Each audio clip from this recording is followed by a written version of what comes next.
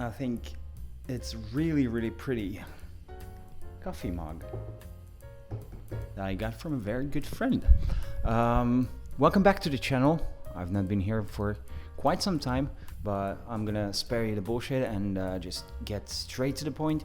I think I found you a perfect budget wide-angle lens, which is the Sony 28mm f2. This is my third take on this video and I still can't speak, so forgive me for that.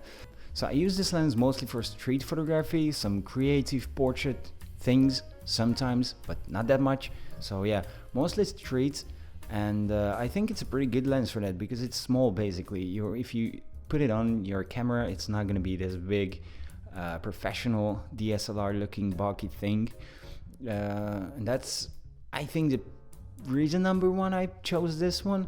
And also because sometimes I find 35mm actually being a little bit too tight. So most of these videos start off by saying the lens is well built or not well built. It has X and Y and Z aperture blades, but I don't really think that should be the main focus of these videos, because I don't know anybody who told me that, hey, I bought this lens, that lens has 9 aperture blades and this one has 200. Just told you a number. It's not important, people. You have aperture blades and they do the job. So let's start with usability. The autofocus I think is a pretty important thing for most of you people, since we're using digital cameras and we don't want to manually pull focus except for the times we want to. But I'm gonna get into that a little bit later. The autofocus is quite good. It's surprisingly good for the price. It finds subjects really quick. Most of the times I'm using zone focus. I mean, not the preset manual zone focus thing, but the zone setting in the autofocus mode menu. So that or wide. I found myself using wide quite a bit nowadays. So even in those modes, it's fairly good. It picks up what I want to. And the image quality is nice.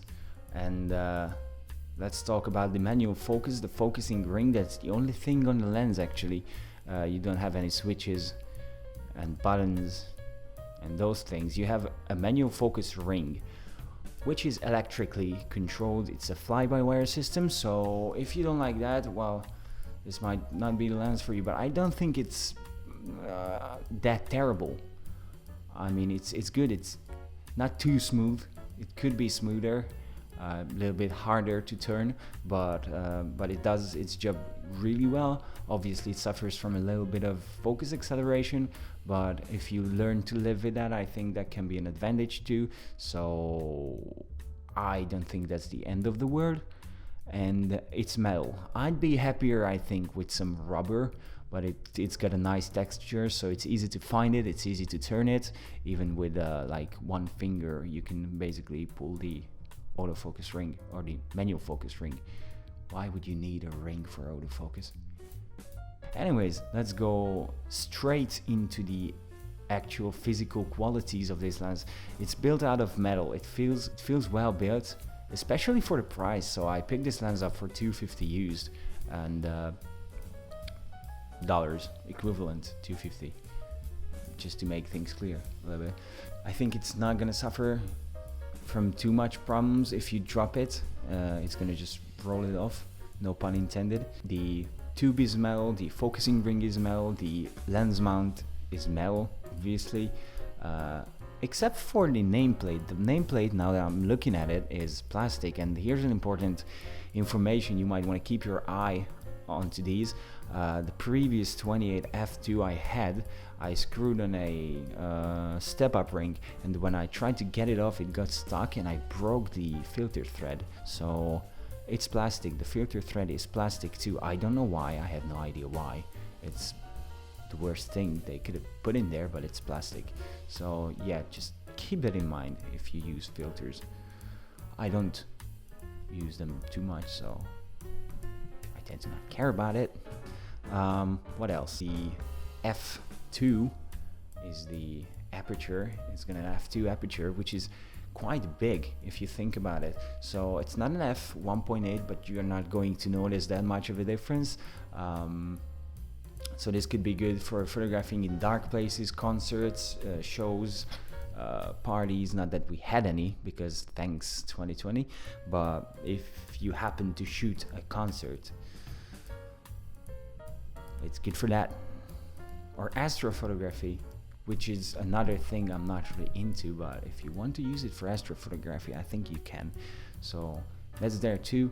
The minimum focusing distance is 0.29 meters or 0.96 feet for those of you who don't use the metric system for whatever reasons. I think you should, but so let's sum it up. It's a small lens, it's a lightweight lens, it's built of metal, focus is quick and accurate. I think we've talked about everything, and that's all. Yeah, that's all. It's a great little lens if you want to buy a budget wide angle and you don't need like a super duper ultra wide angle. The 28 f2 is made for you. If you need an ultra wide, I had a Samyang 18mm f2.8, which is another fairly good budget option for you guys. Check that out too. I'm gonna have a video coming up. I'm not going to say in the near future because it's on a bad hard drive. It's a broken hard drive and I need to get my stuff from it somehow. I don't know how, but I will. So yeah, that video is coming too.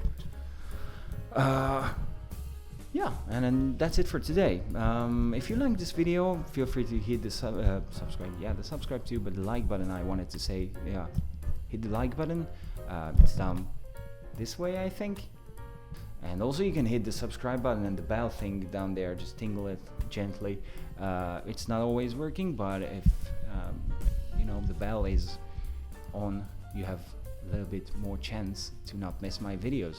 All the 2 I'm going to put out next year because yeah, like that. So yeah, I have other videos, and check those out. Also, I'm gonna do a little plug. Here's my IG right there. That's my IG right there. Check it out too. If you're into street photography and portraits, it's there. And I think that's enough. I talked too much. That's enough. See you guys in the next one.